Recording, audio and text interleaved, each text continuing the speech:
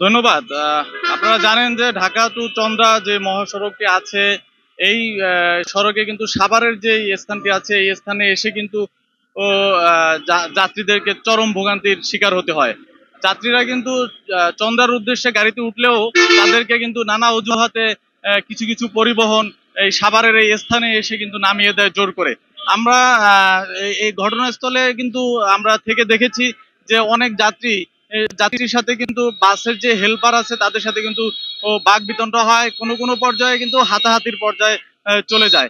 এই ধরনের নৈরাজ্য চলছে এই পরিবহনগুলোতে। এছাড়াও যদি একটু আমি বলে রাখতে চাই যে সাভারের এই যাত্রী ভোগান্তির পাশাপাশি প্রতিনিয়ত রোড অ্যাক্সিডেন্টে কিন্তু আসলে প্রতিদিনই প্রায় মানুষের মৃত্যুর ঘটনা ঘটছে।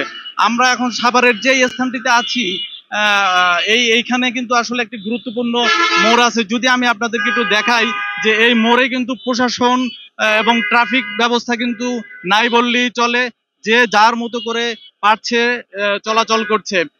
আমরা যদি একটু দর্শকদের উদ্দেশ্যে দেখিয়ে রাখি যে অটো রিক্সাগুলো কিন্তু হর হামেশাই প্রধান সড়ক দিয়ে কিন্তু যাতায়াত করছে, যার ফলে কিন্তু মহাসড়কের কিন্তু যেই দুর্ঘটনা সেটি কিন্তু বেড়ে যাচ্ছে। এছাড়াও এখানে যেই ট্রাফিক ব্যবস্থা আছে সেই ট্রাফিক ব্যবস্থায় এখানে কোনো আমরা কিন্তু সরেজমিনে দেখতে পাচ্ছি কোনো পুলিশ বা কোনো ট্রাফিকের কোনো সার্জেন্ট কিন্তু এখানে নেই যে এই জায়গাটিকে একটু নিয়ন্ত্রণ করবে।